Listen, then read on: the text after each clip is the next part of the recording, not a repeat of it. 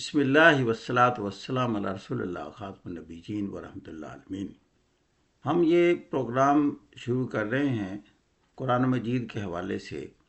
ہمارا پہلا پروگرام تو قوانین فطرت کے حوالے سے ہم نے کیا ہے، لیکن اب اس کی ابتدا ہم سورہ بقرہ سے شروع کریں گے، اور اس کے جو چیدہ مضامین ہیں امپورٹنٹ، وہ آپ کے سامنے پیش کریں گے، جس سے ہماری زندگیوں کا براہ راست بہت زیادہ تعلق ہے۔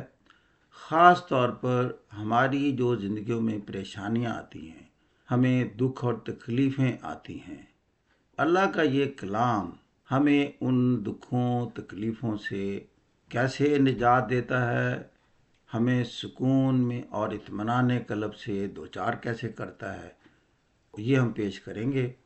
میں عالم تو ہوں نہیں، میرے طرز بیان میں بھی وہ خوبی ممکنہ نہ ہو اور علم میں بھی نقص ہو، لیکن میں جذبہ جو رکھتا ہوں اور جس احساس کے ساتھ میں پیش کروں گا، اللہ وہ قبول فرمائے اور میری اصلاح فرمائے۔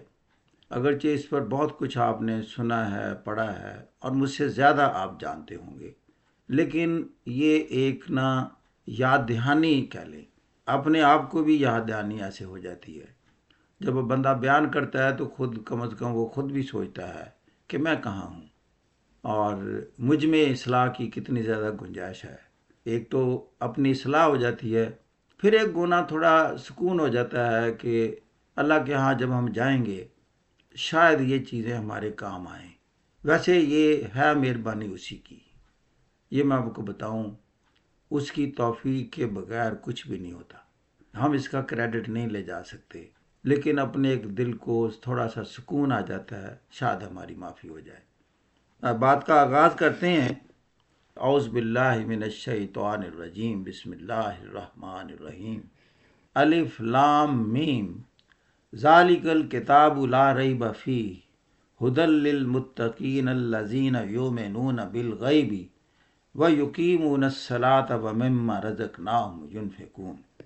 بس میں اتنی بات کرنی ہے کہ اس میں کیا چیزیں پوشیدہ ہیں، پنہاں ہیں ہمارے لیے۔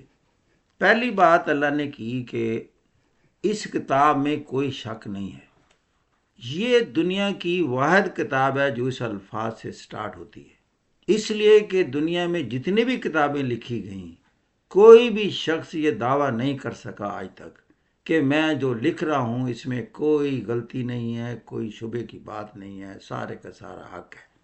تو یہ اتنا دعویٰ کرنا یہ بذات خود بتاتا ہے کہ یہ انسان کا کام نہیں ہے، یہ ہے ہی ڈیوائنلی ریویلڈ بک، اللہ کی یہ کتاب ہے۔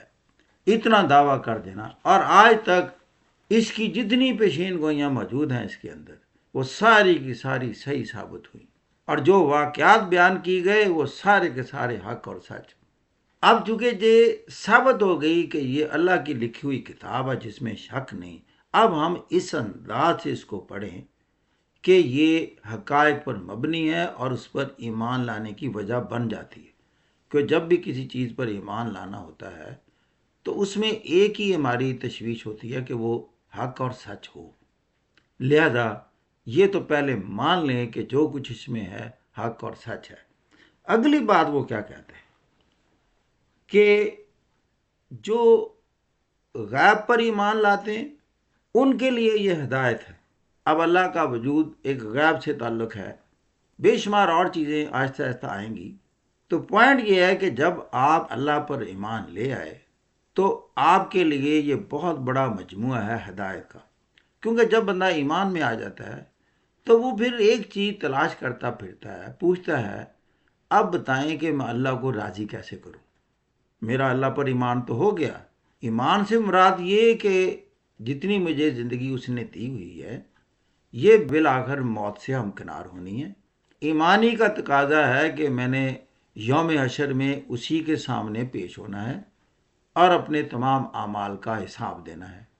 اب جب پیشی کا معاملہ ہوتا ہے تو ایک ہی چیز ہوتی ہے، مجھے بتائیں میں کون سا ایسا کام کروں کہ میری پیشی میں شرمندگی نہ ہو۔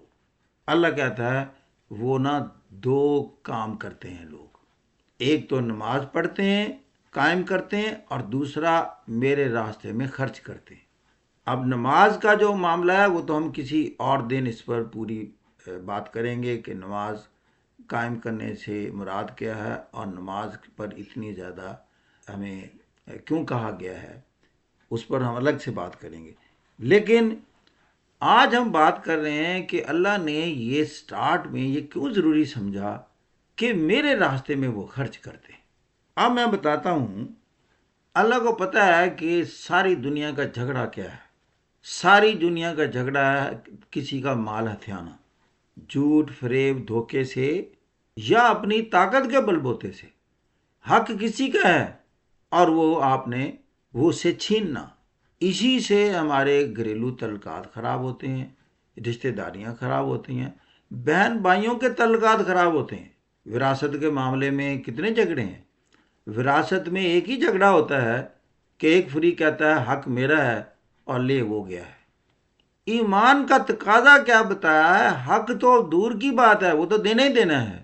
میری رضا کے لیے جو آپ کے پاس آپ کا حق بھی ہے، اس میں بھی پیسے نکال کر ڈھونڈتے پھریں کہ کوئی محروم تو نہیں ہے۔ اللہ کہتا ہے ایسے ذرا کر کے تو دیکھیں۔ انفاق فی سبیل اللہ کہتا ہے اسے۔ اب میں ایک اور انداز سے دنیا کو دیکھا ہے۔ کچھ لوگوں کو میں نے بڑا پریشان دیکھا زندگی میں، اور کچھ لوگوں کو میں نے پرسکون دیکھا ہے۔ میں نے زیادہ سے زیادہ پرسکون اور مالی طور پر خوشحال جو دیکھے ہیں، ان میں ایک صفت میں نے دیکھی ہے، وہ نہ اللہ کے رستے میں بہت خرچ کرتے ہیں۔ اب اس کے کیا کیا انداز ہیں انعامات دینے کے، چونکہ اس نے اللہ کی بات مان لی نا، اللہ کو اتنی زیادہ یہ عزیز ہے خرچ کرنا اپنے رستے میں۔ اب وہ کیسے کیسے نوازے گا؟ وہ دنیا کی اتنی بڑی طاقت ہے، وہ کائنات کی سارے خزانوں کا وہ مالک ہے۔ ہو جائے آپ سے خوش، اور خوشی کا سبب اس نے بتا دیا کہ میرے راستے میں یہ خرچ کرتے ہیں، اس کو پتہ نہیں مزید مال سے نوازے گا، سکون قلب سے نوازے گا، کئی اس کی دلی مرادیں اور خواہشیں پوری کرے گا۔ اس کا بندہ جو بن گیا، اس کی اس کے ساتھ دوستی ہو گئی۔ اب جس کا وہ دوست ہو جائے، اس کی تو پریشانی کا سبب میرا خیال کو ہونا ہی نہیں چاہیے۔ ہمیں تو دنیا کے ساتھ کسی طاقتور بندے سے دوستی ہو جائے تو اس رات ہمیں بڑی خوشی ہوتی ہے کہ بڑے ایک طاقتور بندے سے ہماری دوستی ہو گئی ہے، وہ ہمارے کام آئے گا، مشکل میں کام آئے گا۔ لیکن جس کی دوستی خالق کائنات سے ہو جائے اور وہ اس وجہ سے محسوس کرے کہ آج میں نے نا اس کے نام پر خرچ کیا ہے۔ اب خرچ کا انداز کیا ہوتا ہے میں بتاؤں۔ کئی خرچ کرتے ہیں، ذرا دوستی اتنی گہری نہیں ہوتی۔ جی آج میں غور کر رہا تھا کس طرح خرچ کرے تو دوستی ذرا نا گہری ہو جائے۔ پھر میرے ذہن میں آیا کہ جب آپ اللہ کے رستے میں دے رہے ہو نا، آپ نا صرف اور صرف اللہ کو سامنے رکھیں۔ جس شخص کو دے رہے ہوں اس کو بالکل ذہن میں نہ لائیں، نہ کوئی اور مقصد ذہن میں ہو کہ میری ستائش ہو، میری عزت ہو، میرا نام ہو، میرا نام کہیں درج ہو جائے۔ نو کچھ نہیں۔ اب دوستی پکی کیسے ہونے لگی ہے؟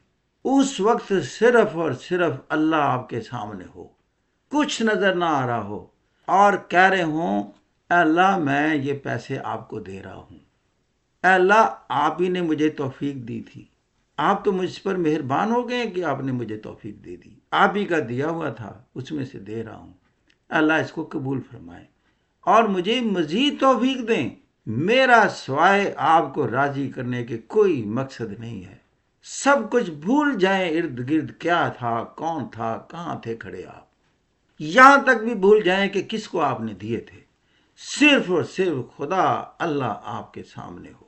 یقین کریں اس دن جو اللہ کہے گا نا یہ بندہ آج میرا بندہ بن گیا، اس کے ایک ایک روئے میں تھا، اس وقت کچھ نہیں تھا، نہ معاشرے میں تکریم، عزت، مقام، عہدہ، نام، کچھ نہیں اس کے پیچھے نظر تھا، صرف میں تھا۔ پھر آپ دیکھتے ہیں آپ کے دکھ کیسے دور ہوتے ہیں، دلوں کو سکون کیسے حاصل ہوتا ہے۔ آپ اگر بے سر و سامانی میں بھی ہونا تکلیف میں نہیں ہوں گے، آپ اگر کسی محرومی کا شکار ہوں گے، دل میں خواہش پیدا ہوگی، ابھی زبان پر نہیں آئی ہوگی، یقین کریں پوری ہو جائے گی۔ کیوں؟ جس ذات سے آج آپ کا تعلق ہو گیا ہے، رشتہ بندھ گیا ہے، وہ کہتا ہے میں علیم بذات الصدور ہوں، میں چھپے ہوئے رازوں سے واقف ہوں، دلوں میں ابھرنے والی خواہشوں سے واقف ہوں۔ ابھی تو آپ کی زبان پر نہیں آیا تھا۔ اب میں بات کو یہاں ختم کروں گا۔ سورہ حام میم کی آیت نمبر 30 ہے۔ اس کو آپ ایمان کے طرح دل میں سما لیں۔ میں ترجمہ پیش کرنے لگا ہوں۔ جن لوگوں نے کہا کہ اللہ ہمارا رب ہے اور پھر وہ اس پر ثابت قدم رہے، یقیناً ان پر فرشتے نازل ہوتے ہیں اور ان سے کہتے ہیں کہ نہ ڈرو، نہ غم کرو اور خوش ہو جاؤ اس جنت کی بشارت سے جس کا تم سے وعدہ کیا گیا ہے۔ خدا کی قسم، اس دن فرشتے نازل ہو رہے ہوں گے اور یہ الفاظ ادا کر رہے ہوں گے، آپ کے ارد گرد کھڑے ہوں گے، آپ کو نظر تو نہیں آ رہے ہوں گے، لیکن میں دیکھ رہا ہوں کہ وہ فرشتے آپ کے ارد گرد کھڑے ہیں اور آپ کو کہہ رہے ہیں اب کس بات کا غم کرتے ہو، کس بات کا خوف کھاتے ہو؟ اللہ کی ساری طاقتوں نے آپ کو اپنے حصار میں لیا ہوا ہے۔ آج آپ کی اللہ سے دوستی ہو گئی ہے، اور وجہ کیا ہوئی؟ آج آپ نے دل سے خالصتاً اس کے نام پر پیسہ تقسیم کیا ہے۔ وآخر دعوانا الحمدللہ رب العالمین۔